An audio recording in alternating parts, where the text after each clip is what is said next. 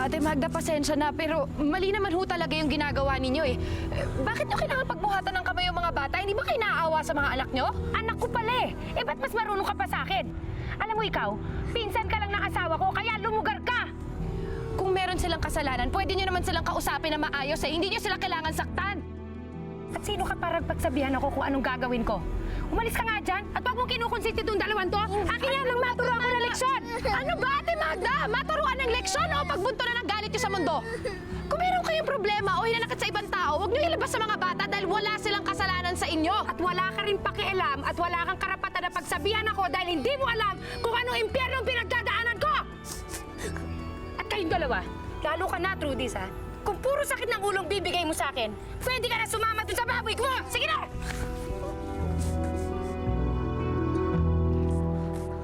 Nay, sorry na.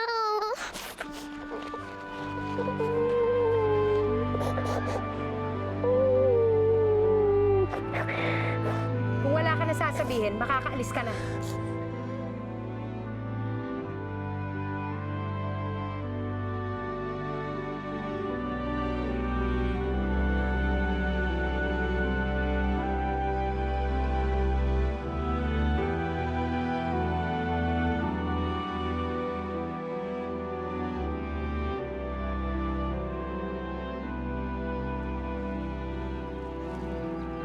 Ate, yung isa naman.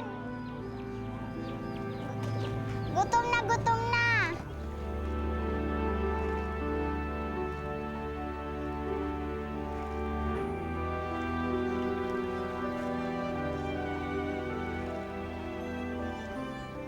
Trudis, kung kaya mo nang gawain dito, wag mo nang idadama yung kapatid mong si Upeng, ha? Ang liit-liit pa nun. Pero gusto ko din po tumulong, Nay. Wag na. Si Trudis na lang. Oo, ako na lang. Kaya ko to. Kayang-kaya ko to. Nako, kayang-kaya. Baka naman mamaya pag uwi ko, wala ka pa nagagawa dyan. At datnan ko marumi na naman ang bahay. Pagdating ko, ha, gusto ko may pagkain na. Yung masarap. Pambili po. Anong pambili? Gawan nyo ng paraan. Nasira nga diskarte ko sa baboy, nadoble pa yung gastos, eh.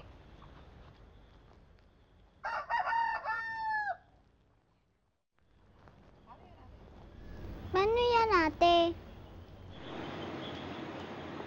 Alam ko na!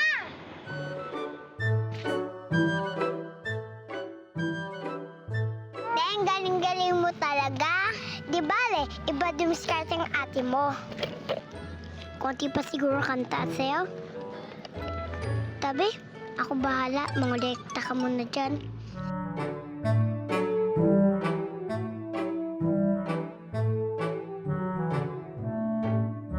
Sabi ko nga ba't kilala ko yung boses na yun eh. Tatay! Ginagawa niyo rito, ha? Saan ang nanay niyo? Init-init eh. Ano to? Anong pinagagawa niyo dito, ha?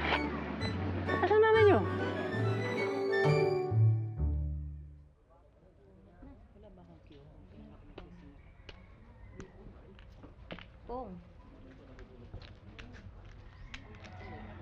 Walang kagandahan.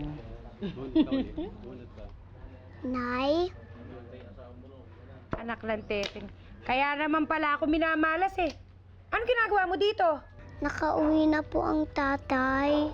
O ano naman? Hindi po kami makakain kung hindi ko po kayo kasama. Bakit? Ha? Hawak ko ba ang mga pinggan sa bahay? Sige na, sige na. Sige na! Ay, naku, Magda. Ibang klase talaga yung anak mo, humirit pang soup opera. Pero hayaan mo na. Malaki-laki na ng talo mo. Ay, nako.